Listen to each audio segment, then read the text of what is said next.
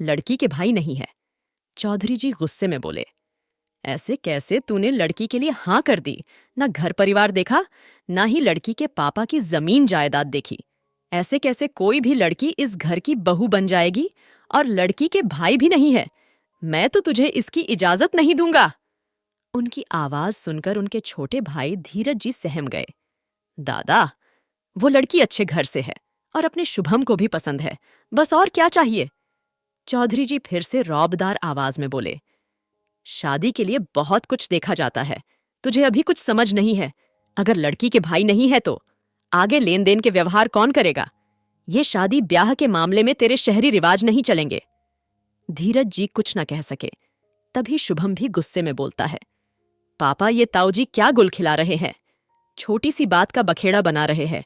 मुझे रीवा पसंद है, मैं रीवा को पसंद हूं, और आजकल शादी के लिए इतना ही काफी है। मुझे और रीवा को साथ में रहना है तो ताऊजी क्यों अड़ंगा लगा रहे हैं? लड़की के भाई होना चाहिए, ये कौन सा रिवाज है? ये सुनकर धीरज जी गुस्सा हो गए। चुप कर नालायक, वो मेरे बड़े भाई पिता के समान है। उन्होंने परिवार को तब संभाला जब पिताजी इस दुनिया से चले गए थे। मैं उनके खिलाफ कुछ नहीं सुन सकता हूं।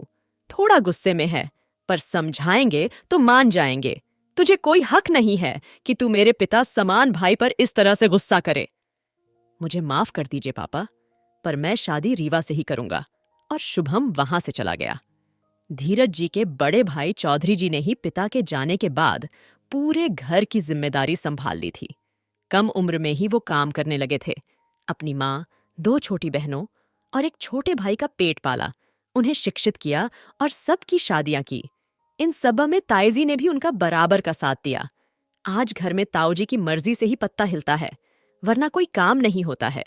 धीरज जी यूं तो कहने को शहर में अपने परिवार के साथ रहते हैं, पर आज भी उन्होंने बड़े भाई के प्रति मान सम्मान में कोई कमी नहीं आने दी।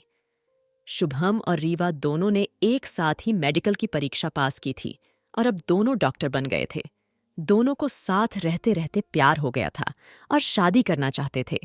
भविष्य में अपना क्लिनिक भी खोलना चाहते थे। दोनों ने जीवन भर की योजना बना ली थी। और इधर चौधरी जी अलग ही गुल खिला रहे थे, लड़की के भाई होना चाहिए। उनकी बस यही शर्त थी। सब लोग थक हार कर वापस शहर आए ही थे कि पीछे से ताईजी का फोन आया कि चौधरी जी बेहोश हो गए हैं। धीरज जी ने तुरंत गाड़ी भेजी और उन्हें शहर बुलवा लिया। शहर में अस्पताल में भर्ती करवा दिया। उनके हार्ट में ब्लॉकेज थे और उनका ऑपरेशन किया गया। उन्हें जब होश आया तो उनके चारों ओर सभी रिश्तेदार मौजूद थे। दादा, इस डॉक्टर ने आपका ऑपरेशन करके आपको बचाया है। तभी ताईजी आगे बढ़कर बोलती है, बेटी, तूने मेरा सुहाग बचाया है। तू जो मांगेगी वो मैं तुझे दूंगी।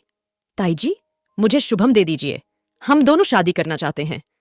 सब आश्चर्यचकित हो गए कि चौधरी जी का ऑपरेशन रीवा ने किया था। ताऊजी, मैं अपने पैरों पर खड़ी हूं। मेरे पापा की अपनी कोई लंबी चौड़ी जमीन जायदाद नहीं है। हम दो बहनों को उन्होंने पढ़ा लिखाकर बहुत काबिल बना दिया है। मेरी छोटी बहन इंजीनियर है। हम दोनों को कभी भाई की कमी महसूस नहीं होती है। क्या जिस लड़की के भाई नहीं है तो उसकी शादी ही नहीं होगी? मैं अपने सारे लेने देने के व्यवहार खुद ही निभा लूंगी, क्योंकि मैं खुद अपने पावों पर खड़ी हूं।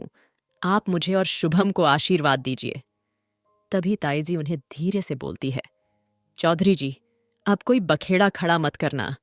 आपकी होने वाली बहू ने मेरा सुहाग बचाया है, तो हमें भी उसे उसका सुहाग शुभम देना ही होगा। चौधरी जी मान जाते हैं और रीवा को अपने घर की बहू के रूप में अपना लेते हैं।